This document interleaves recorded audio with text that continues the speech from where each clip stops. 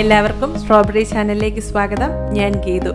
Deepavali special sweet instant ആയിട്ട് പാൽപ്പൊടി കൊണ്ട് തയ്യാറാക്കാവുന്ന ബർഫിയുടെ റെസിപ്പിയാണ് ഇന്ന് ഷെയർ ചെയ്യുന്നത്.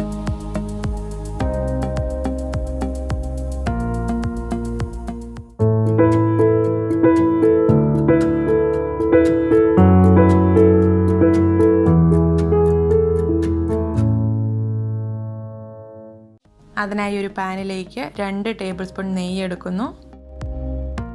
നെയ്യൊന്ന് ഉരുക്കി കഴിയുമ്പോൾ ഇതിലേക്ക് 7 ടേബിൾ സ്പൂൺ പാല്, 1 കപ്പ് പാൽപ്പൊടി, 4 ടേബിൾ സ്പൂൺ പഞ്ചസാര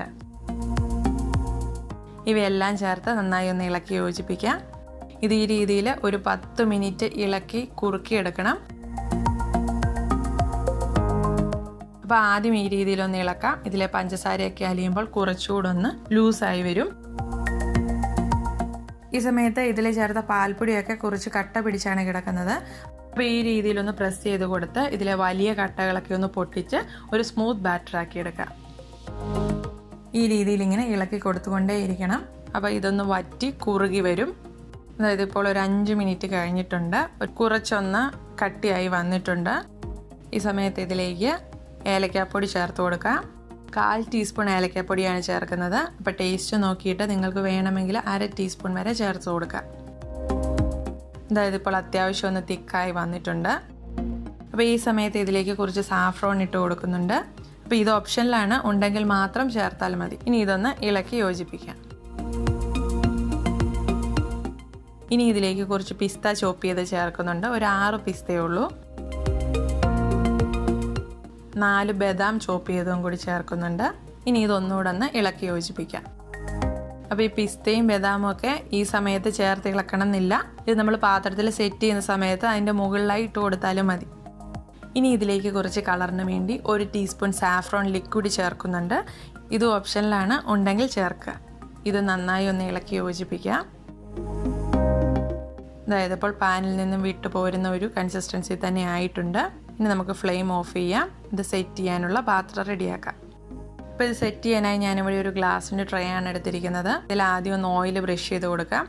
ഇതിന് പകരമായിട്ട് ഒരു ബട്ടർ പേപ്പർ ഇട്ടിട്ട് അതിന് മുകളിലായി സെറ്റ് ചെയ്താലും മതി. ഇനി ഇതിലേക്ക് നമ്മൾ കുറുക്കിയെടുത്ത മിക്സ് ഇട്ട് കൊടുക്കാം. ആ സ്പാറ്റില കൊണ്ട് തന്നെ ഒന്ന് ലെവൽ ചെയ്ത് സെറ്റ് ചെയ്തെടുക്കാം. അപ്പോൾ നമുക്കിത് ചെറിയ സ്ക്വയർ പീസസ് ആയിട്ടാണ് മുറിച്ചെടുക്കേണ്ടത്. അതുകൊണ്ട് ആ രീതിയിലൊന്ന് ലെവൽ ചെയ്ത് കൊടുക്കുക. ഇതിപ്പോൾ അത്യാവശ്യം ഒന്ന് സെറ്റ് ചെയ്തെടുത്തിട്ടുണ്ട്. ഇനി ഇതിന് മുകളിലായി കുറച്ച് ഡ്രൈ ഫ്രൂട്ട്സ് ഇട്ട് കൊടുക്കുക. 3 ബദാമും 5 പിസ്തയും ചോപ്പ് ചെയ്ത് ഇതിന് മുകളിലായി ഇട്ട് കൊടുത്തിട്ടുണ്ട്. ഇനി ഇത് സ്പാറ്റില കൊണ്ട് ജസ്റ്റ് ഒന്ന് പ്രസ് ചെയ്ത് കൊടുക്കാം. ഇനി ഇത് തണുക്കാനായി മാറ്റി വയ്ക്കുക. അപ്പോൾ നിങ്ങൾക്ക് പെട്ടെന്ന് തണുത്ത് കിട്ടണമെങ്കിൽ ഒരു അരമണിക്കൂർ ഫ്രിഡ്ജിലോട്ട് വെച്ചാൽ മതി. അതല്ലെങ്കിൽ റൂം ടെമ്പറേച്ചറിലിരുന്ന് കുറച്ച് സമയം എടുത്ത് തണുപ്പിച്ചാലും മതി. അതായത് ഇപ്പോൾ നന്നായിട്ട് തണുത്തിട്ടുണ്ട്.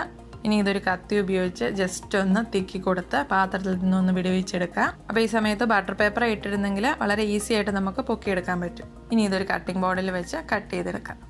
അപ്പോൾ ഇത് സ്ക്വയർ പീസസ് ആയിട്ട് മുറിച്ചെടുക്കാം. അപ്പോൾ ഒരു 1.5 ഇഞ്ച് നീളവും വീതിയും കിട്ടുന്ന അളവിൽ ഒരു 6 പീസ് നമുക്ക് ഇതിൽ നിന്നും കിട്ടിയിട്ടുണ്ട്.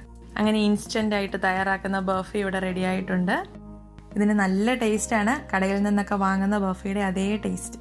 നിങ്ങൾ എല്ലാവരും ഈ ദിവാലിക്ക് ഈ സ്വീറ്റ്സ് ഒക്കെ ഒന്ന് ട്രൈ ചെയ്ത് നോക്കണം. അഭിപ്രായം പറയാൻ മറക്കരുത്.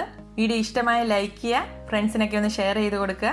മറ്റൊരു വീഡിയോയിലൂടെ കാണാം. എല്ലാവർക്കും സ്ട്രോബെറി ചാനൽ ഫാമിലിയുടെ അഡ്വാൻസ്ഡ് ദിവാലി വിഷസ്.